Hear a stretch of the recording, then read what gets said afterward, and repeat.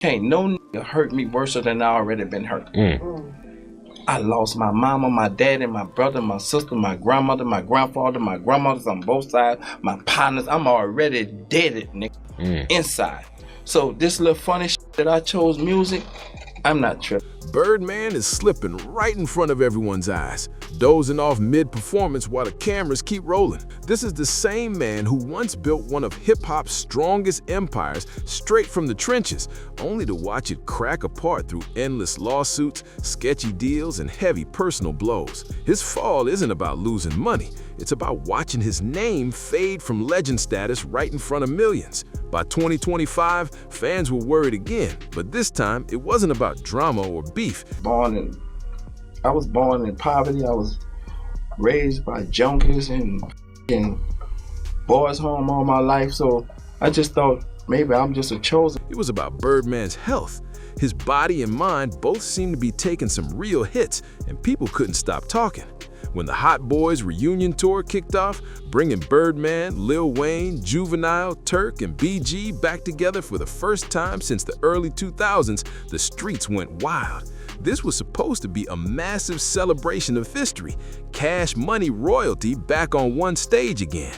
But instead of pure nostalgia, the spotlight flipped when videos went viral showing Birdman barely staying awake on stage. The boys' home, I went straight to the streets. Cause my pa, he got shot up and he went to jail for a murder. So right after that, the streets became my life. I chose. The man just froze up, his head dropped, and for about 15 long seconds, he stood stiff behind Turk. The crowd was confused, whispering and watching, until BG had to lightly tap him to snap him out of it. That clip spread everywhere. Social media went into a frenzy. Fans were flooding the comments, saying things like, "Birdman, put the cup down." People were torn. Some were scared for him, others just shocked. Was the legend okay? My brother, Ronald Williams, my everything. My brother dropped out of school in the 7th grade. Super intelligent. Know how to make money, get money, and keep money. Or had years of pressure finally caught up to him? Then came the talk about that codeine and promethazine combo, better known in the South as lean. Folks started guessing maybe that's what was behind Birdman's strange moment, while others said it might just be age doing its thing. They even pointed out how other OGs like Irv Gotti and Fat Man Scoop had slowed down too. But Turk wouldn't buy into any of it. He shot back saying, "I don't know what be going on, man. I be in Turk's world doing what I'm doing.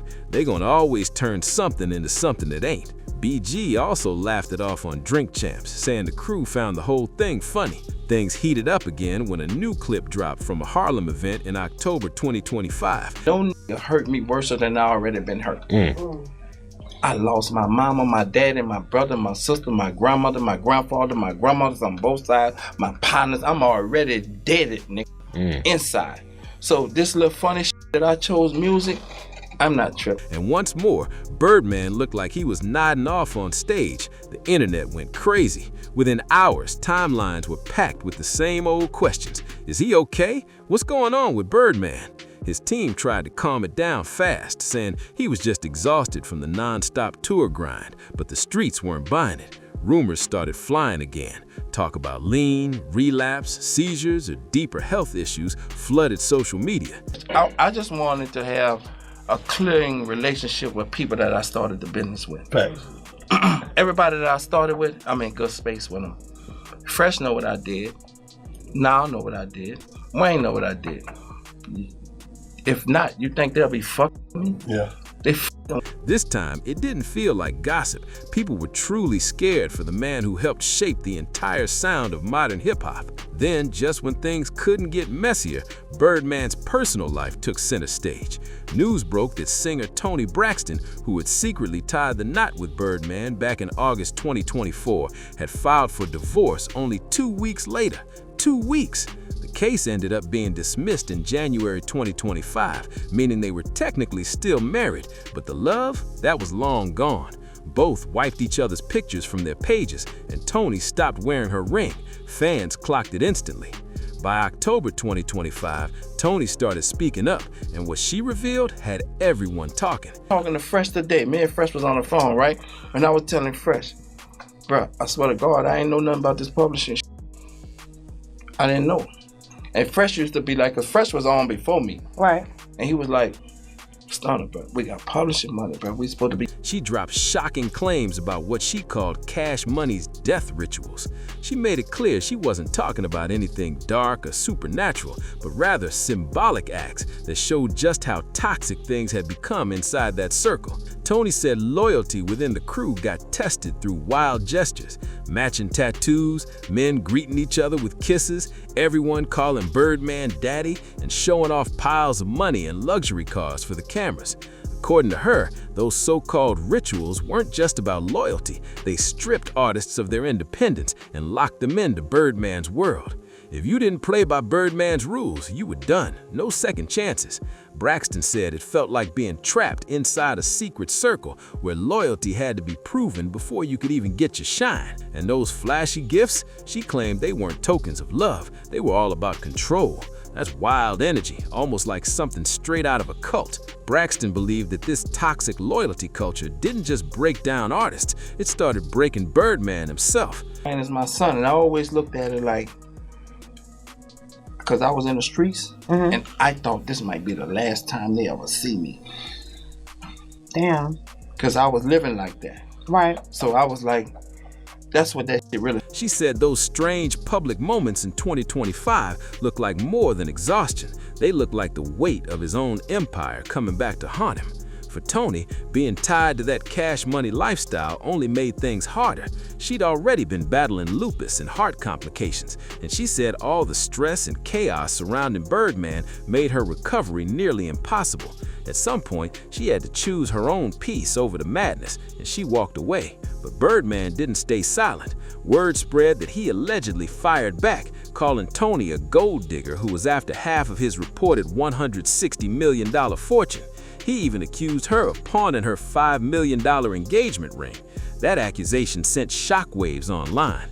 Fans were instantly divided. Some stood with Birdman, saying he was just guarding what he earned, while others rallied behind Tony, saying she was trying to escape a relationship that had turned controlling and destructive. Then things flipped again in December 2025, when rumors started buzzing that Birdman was getting a little too close to Braxton's sister, Tamar. Social media lit up, but both sides shut it down quick. Tamar stepped forward and cleared the air, saying she was the one who actually introduced them years ago and that she still saw Birdman as family. That statement got people talking even more. Some started wondering if Birdman and Tony's marriage might not be as over as everyone thought. Between the talk of death rituals, health scares, and all the messy relationship drama, it was clear something was eating away at Birdman. The same empire that once made him untouchable now seemed to be draining the life right out of him. The power, the money, the fame, it all came with a price. Because when the energy you put out finally circles back, it don't knock on the door, it kicks it open. To really understand how Birdman reached his breaking point, you gotta rewind back to where it all began. Brian Christopher Brooks, the man the world knows as Birdman, was born on February 15, 1969 in New Orleans, Louisiana.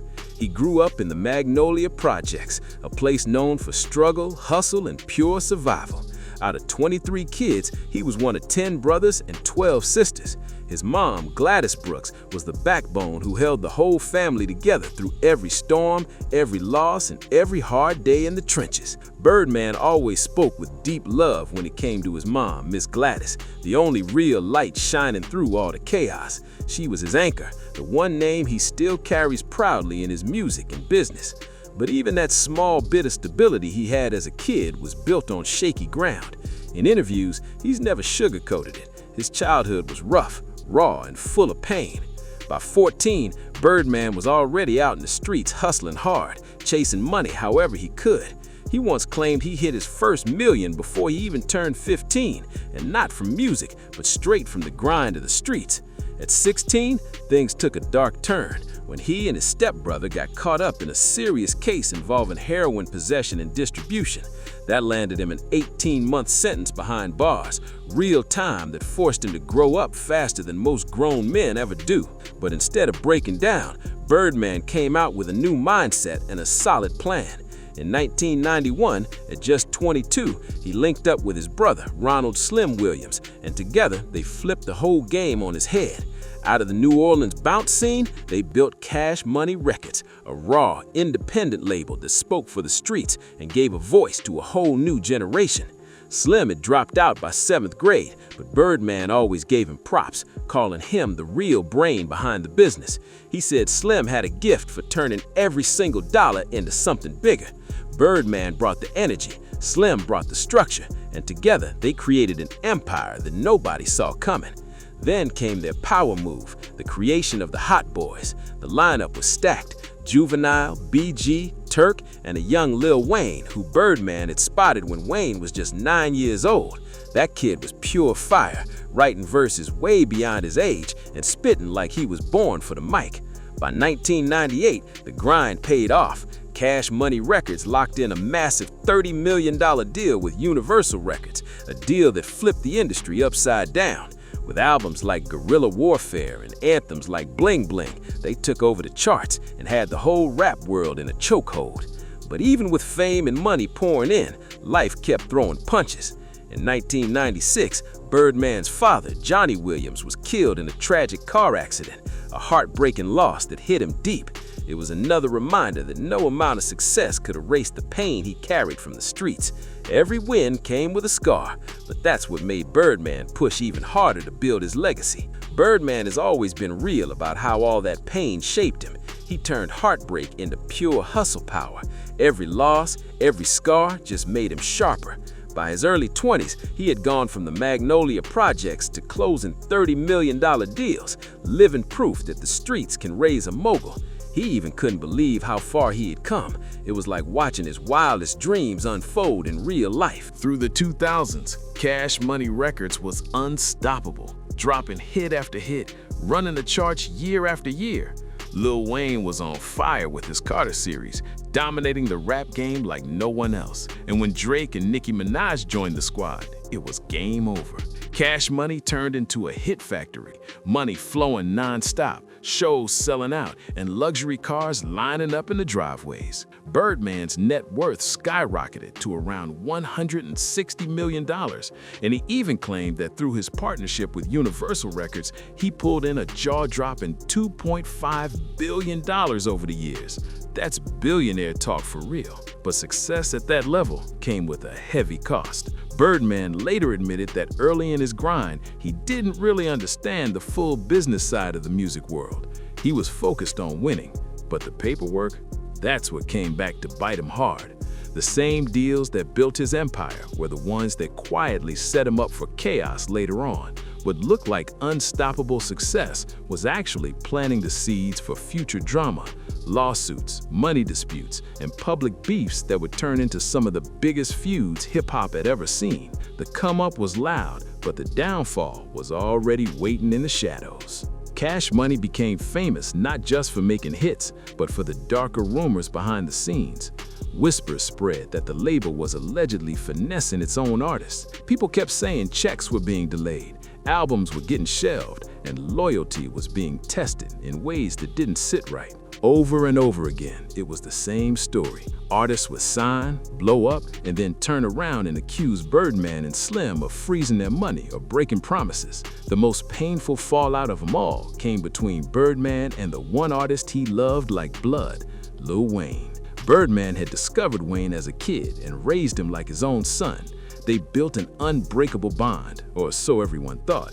But by 2015, that relationship shattered when Wayne hit Birdman with a massive $51 million lawsuit. Wayne said he never saw his full advances or royalties and accused Birdman of pocketing more than half of a $100 million deal from Universal. That lawsuit didn't just split the label, it split the entire culture. Fans couldn't believe it. How could the father and son of Cash Money end up at war?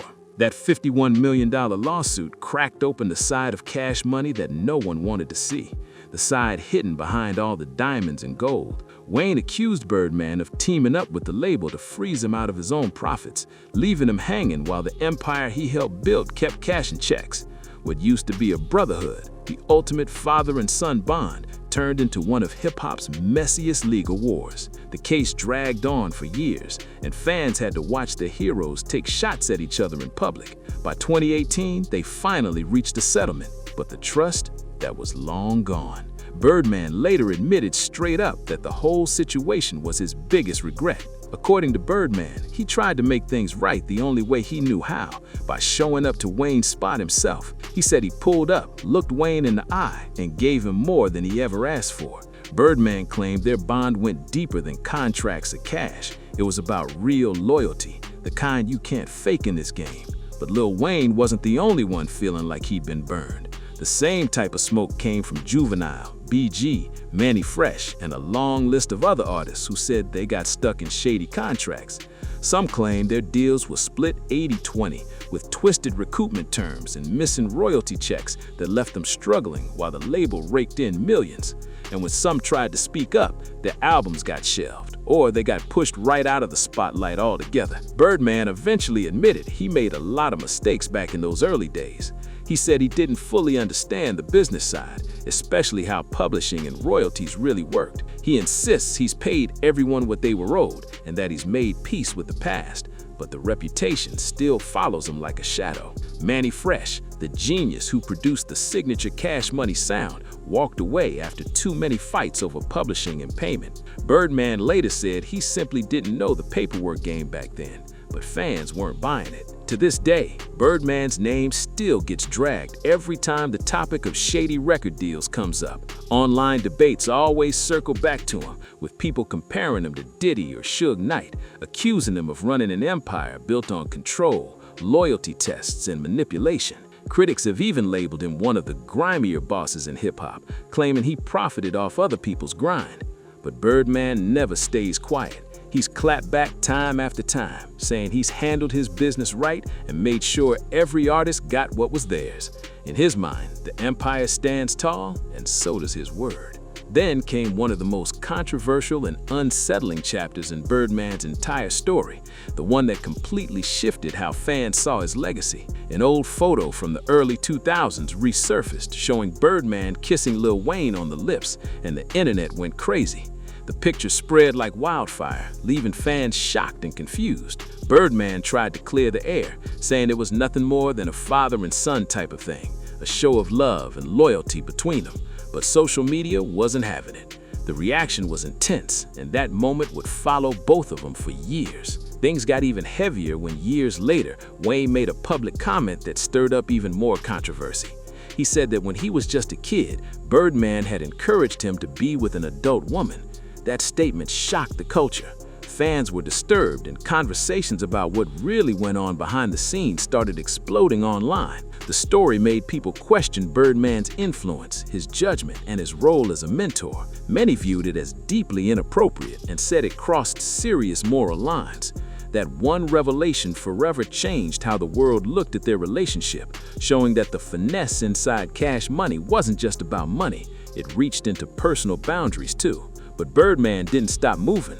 In 2010, he and Slim decided to step away from the studio and dive into something totally different, the oil business. They launched Ronald Oil and Gas LLC, a move that sounded like straight-up boss energy at first. Birdman even got a massive pump jack tattoo on his head to prove how serious he was about it. But when people started digging deeper, nobody could find any real proof that the company was actually running operations or producing anything. Critics started calling it out as a publicity stunt, saying the oil hustle looked more like a flashy flex than a real business venture. Still, through all the rumors, scandals, and raised eyebrows, Birdman stood tall and unbothered. He said the wins always outweighed the drama, and he wasn't lying about the influence he had. In his mind, nobody in hip-hop had put more artists on or created more millionaires than him. He truly saw himself as the GOAT when it came to blessing others, building stars, and keeping the culture alive. But even with all the success, the chaos around his circle kept growing. Whispers of betrayal, disloyalty, and street energy turning into real-life tension. Because when you move like a boss and build an empire in the streets, that energy doesn't just fade away, it follows you straight into the boardroom. Back in the late 90s, when Cash Money Records was just starting to rise, darkness kept following the success. In 1997, tragedy hit hard when one of the label's early affiliates, Yellow Boy, was killed after a heated argument turned violent. Then, just a year later, another young artist, Kilo Guy, lost his life in a separate shooting. The streets started buzzing fast. Whispers spread that these tragedies might have been connected to some type of get-back energy tied to Birdman's name. But through all the talk, nothing was ever proven, and no charges ever stuck in court. Still, the rumors built that dangerous image of Cash Money being more than just a label. It was a movement with deep street roots. Then came one of the wildest moments in Birdman's entire timeline, the 2015 Lil Wayne tour bus shooting in Atlanta. Wayne had just wrapped up a show when his tour bus got lit up with bullets on the highway. Thankfully, nobody was hurt, but the whole thing shook the industry.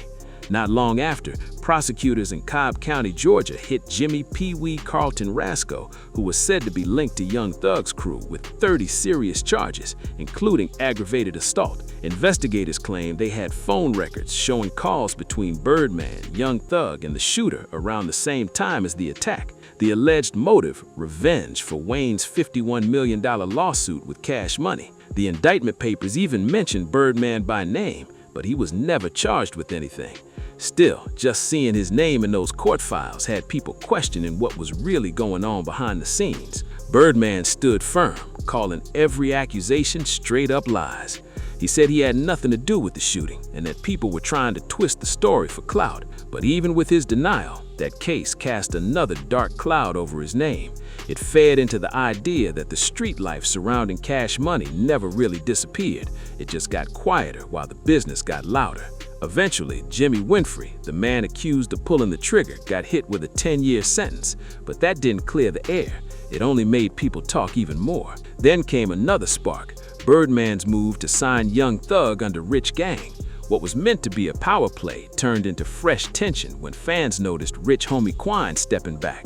Before long, social media was calling it the start of an Atlanta war, claiming that loyalty lines were being crossed fast and alliances were shifting fast. No matter how loud the success got, it seemed like chaos always found a way to follow Birdman's empire, just waiting to test how long it could hold together under the pressure.